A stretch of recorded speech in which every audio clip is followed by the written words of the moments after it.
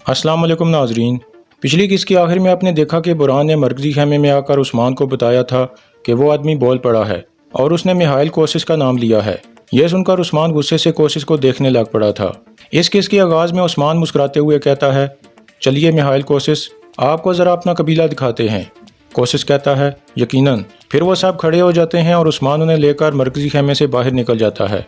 इसी दौरान बाहर सलजान मारी को कह रही थी, तुम बहुत खूबसूरत हो माशाल्लाह, क्या तुम्हारी शादी हो गई है?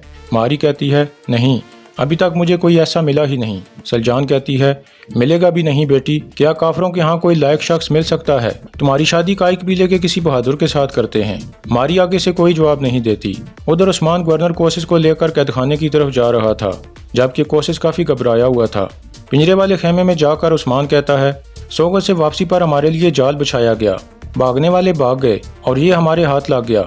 उनका मकसद मेरे मेहमान पादरी ग्रेगोर को हासिल करना था। यह सुनकर कोसिस कहता है, पादरी ग्रेगोर आपके पास है उस्मान साहब? मुझे हैरानगी हुई। दूसरी जानिब पादरी ग्रेगोर के बाजू का जख्म काफ़ी ख़राब हो रहा था। इंद्रियास कहता है, आपके जख्म का जल्द इलाज करना होगा पादरी हजरत, हम मजीद इंतज़ार नहीं कर सकते। उधर पिंजरे में उस्मान कह रहा था, इस आदमी से पूछा गया कि ये लोग किसके लिए काम करते हैं, आप भी सुन लीजिए। फिर वो आदमी कहता है, हमने मिहाइल कोसिस के हुक्म पर हमला किया था।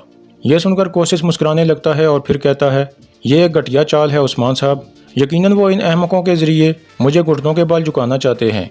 यह जाल या तो रुगातोस या फिर किसी और ने बिछाया है। इस जाल में मत फंसे उस्मान साहब।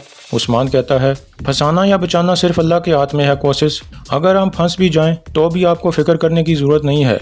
कोसिस कहता है, आप एक अक्लमंद आदमी हैं उस्मान साहब, मैं ये हमला कैसे कर सकता हूँ? आप अच्छी तरह से जानते हैं कि बितिनिया में हर कोई एक दूसरे के खिलाफ चालें चल रहा है। उस्मान कहता है, आप सही कह रहे हैं, लेकिन अगर इस आदमी की बात में ज़रा सी भी सच्चाई हुई तो उसका हिसाब बहुत सख्त होगा, यह याद रखना। कोसिस कहता है, यकीनी तौर पर किसी ने आप और मेरे लिए जाल बिछाया है। उस्मान आगे आकर कहता है, शिकारी चाहे हज़ारों जाल बिछाए, भेड़िया उससे बचने के 1000 रास्ते जानता है। कोसिस कहता है, मैं ना तो शिकार हूँ और ना ही शिकारी उस्मान साहब, अब मुझे इजाज़त दीजिए। यह कहकर वो जाने लगता है तो गोख्तोग और बुरहान उसके सामने खड़े हो जाते हैं। फिर उस्मान कहता है, आपको जाने की इजाज़त है कोसिस, लेकिन सिर्फ अभी के लिए। कोसिस काफ़ी गुस्से में उस्मान की तरफ देखता है और फिर बाहर निकल जाता है। बाहर बाला खातून कह रही थी, मलहुन खातून, मारी को हमारी कालीनें बहुत पसंद आई हैं। मारी कहती है, पसंद से भी कहीं ज़्यादा, अगर आप मुनासिब समझे तो मैं ये कालीनें खरीदना चाहती हूँ। बाला कहती है, खुशी से मारी, हमें अच्छा लगेगा। उधर कोसिस काफ़ी घबराया हुआ था और अपने कमांडर को कहता है, हम फौरन के लिए वापस जा रहे हैं, घोड़े कहाँ हैं, जल्दी करो। उसको जाता हुआ देखकर मारी भी खड़ी हो जाती है और कहती है, इन खूबसूरत बातों के लिए मैं आपकी शुक्रगुजार हूँ, फिर मुलाकात होगी। बाला कहती है, हम इंतज़ार करेंगे, हमारे दरवाजे हर किसी के लिए खुले रहते हैं। फिर मारी घोड़ों की तरफ चली जाती है। इसके बाद बाला खातून मलहुन को कहती है, मारी के लिए हमारे पास कालीनें नाकाफ़ी हैं, मतलूबा वक्त में तैयार करना मुश्किल है। मलहुन कहती है, आप तसल्ली रखें बाला खातून, किजल कबीले की ख़वातीन मौजूद हैं, अगर हम मुतहद हो जाएं तो यकीनन वक्त पर कालीनें तैयार हो सकती हैं। बाला कहती है, आप दुरुस्त कह रही हैं, तिजारत में आपकी महारत वाज़े है, मैं कहती हूँ कि यह मामला आप ही संभाल लें। मलहुन कहती है, हम कर लेंगे इंशाल्लाह। इसी दौरान मारी और कोसिस घोड़ों के पास पहुँच जाते हैं। कोसिस कहता है, हमें फ़ौरन यहाँ से जाना होगा मारी। यह कहकर कोसिस घोड़े की तरफ बढ़ता है। इतने में उस्मान और बुरहान भी वहाँ आ जाते हैं तो मारी कहती है, उस्मान साहब, आपका कबीला वाकई खूबसूरत है, आपकी बेगमात ने मेरा बहुत ख्याल रखा, मैं आपकी शुक्रगुजार हूँ।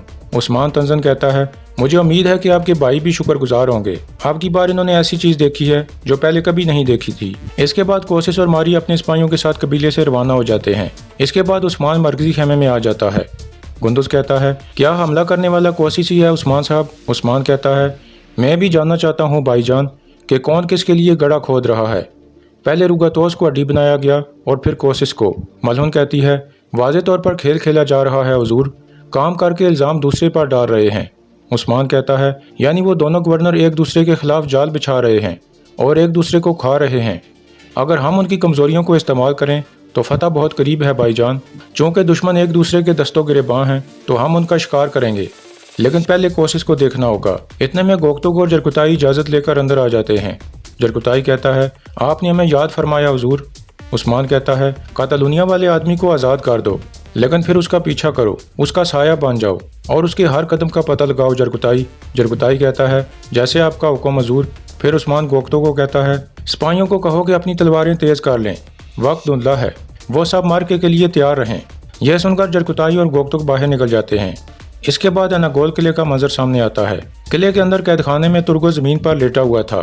اتنے میں باہر سے ایک سپاہی کہتا ہے کھڑے ہو جاؤ، لیکن ترگت کوئی حرکت نہیں کرتا۔ یہ دیکھ کر دوسرا سپاہی کہتا ہے یہ مر تو نہیں گیا، اگر ایسا ہوا تو گورنر نکولا ہمیں نہیں چھوڑیں گے۔ یہ کہہ کر وہ قید خانے کا دروازہ کھول کر اندر آ جاتے ہیں۔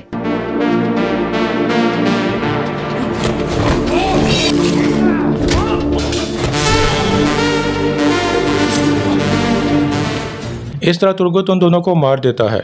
اسی دوران ترگت کا خاص آدمی کوتان کائی قبیلے میں عثمان کے پاس پہنچ جاتا ہے اور سلام کے بعد کہتا ہے عثمان صاحب، نکولا نے ہمارے قبیلے پر حملہ کیا ہے۔ اس نے بچوں اور بوڑھوں کا لحاظ کیے بغیر تلوار چلائی اور قبیلے کو آگ لگا دی۔ یہ سن کر سب بہت پریشان ہو جاتے ہیں۔ پھر عثمان کھڑا ہو کر آگے آ جاتا ہے اور کہتا ہے کوتان، اپنا سر اوپر اٹھاؤ، ترگت صاحب کا کیا ہوا؟ کوتان کہتا ہے ترگت صاحب کو قید کر لیا گیا ہے، ہم بے سہارا ہو کر رہ گئے ہیں عثمان صاحب۔ عثمان کہتا ہے وہ غلیظ کافر، اب بتاؤ کہ ترگت صاحب کا نکولا سے کیا لینا دینا ہے؟ کوتان کہتا ہے میں نہیں جانتا عثمان صاحب، مجھے نہیں پتا کہ کیا بات ہے۔ پھر عثمان کہتا ہے ہم ہر ترک کے خون کا حساب لیں گے اس سے، تم جا کر لوگوں کو بتا دو کہ ان کے سردار کو شیطان کے چنگل سے میں خود نکال کر لاؤں گا۔ پھر عثمان بوران کو کہتا ہے تم کوتان کے ساتھ ترگت صاحب کے قبیلے جاؤ، اپنے ساتھ کافی تعداد میں سپاہی لے کر جاؤ اور وہاں کے لوگوں کی جو بھی ضروریات ہیں وہ پوری کرو۔ کوتان کہتا ہے اللہ آپ سے راضی ہو عثمان صاحب۔ اس کے بعد بوران اور کوتان باہر نکل جاتے ہیں۔ ان کے جانے کے بعد عثمان کہتا ہے بھائی جان، ابھی آپ نکولا کے پاس جا کر اس سے ترگت سردار کو طلب کریں، یا تو وہ ترگت کو حوالے کرے گا یا پھر اپنے سر کو، یا پھر ہم اناگول قلعے کی اینٹ سے اینٹ بجا دیں گے۔ یہ سن کر گندز فوراً اناگول قلعے کی طرف روانہ ہو جاتا ہے۔ ادھر قلعے میں ترگت قید خانے کا بڑا دروازہ بھی کھول رہا تھا۔ اتنے میں ایک سپاہی آ کر حملہ کر دیتا ہے۔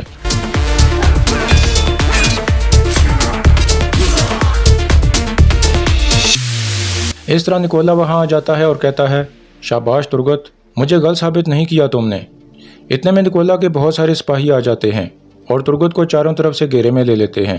پھر نکولا کہتا ہے میں نے تمہیں کیا کہا تھا ارگوس، یہ سب ترک ایک جیسے ہیں، ان کے اندر لانتی قسم کی ضد موجود ہے، ان کی جان لی جا سکتی ہے لیکن ضد ویسی ہی رہتی ہے۔ پھر ترگت کچھ حرکت کرتا ہے تو نکولا کہتا ہے آرام سے چرواہے، فکر مت کرو، تمہیں بہت جلد نئے مالک کے حوالے کر دیا جائے گا۔ ترگت تلوار پھینک کر کہتا ہے میں تمہیں اس کے ذریعے نہیں بلکہ اپنے ان ہاتھوں سے ماروں گا، تمہاری نظروں میں آنے والی آخری چیز میرا چہرہ ہوگا۔ یہ سن کر نکولا آگے آ جاتا ہے اور پھر کہتا ہے اس کا کوئی امکان نہیں ہے ترگت، یہ ناممکن ہے، سپاہیوں اسے لے جاؤ۔ یہ سن کر سپاہی اسے پکڑ کر لے جاتے ہیں۔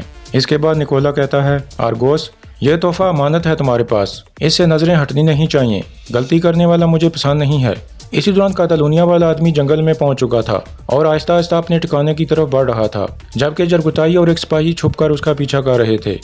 وہ کاتالونیا والوں کے ٹھکانے کا پتہ لگانا چاہتے تھے۔ ادھر گندز اناگول قلعے میں پہنچ جاتا ہے۔ اس دوران وہ دیکھتا ہے کہ دو سپاہی ایک پنجرا لے کر جا رہے تھے۔ ایک سپاہی کہہ رہا تھا کل تک یہ پنجرا تیار ہو جائے گا۔ گندز اس پنجرے کو غور سے دیکھنے لگتا ہے۔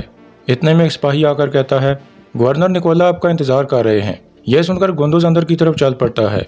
اندر نکولا کھانا کھانے میں مصروف تھا۔ پھر وہ گندز کو دیکھ کر کہتا ہے گندز صاحب، یہ کتنے شرف کی بات ہے کہ آپ یہاں آئے، اچانک آنے والے مہمان مجھے پسند ہیں۔ گندز کہتا ہے میرے آنے کی وجہ تم جانتے ہو گورنر نکولا، یہ عثمان صاحب کا حکم ہے کہ قید کیے گئے ترگت صاحب کو رہا کیا جائے۔ نکولا کہتا ہے تو اس اہم ترین چیز کے بدلے میں مجھے کیا پیش کیا جائے گا گندز صاحب؟ گندز کہتا ہے کچھ نہیں۔ نکولا کہتا ہے عثمان ترگت کو حاصل کرے گا اور بدلے میں مجھے کچھ نہیں دے گا، کیا ایسا ہے؟ تو گندز ہاں میں سارے لا دیتا ہے۔ نکولا کہتا ہے آپ جا سکتے ہیں۔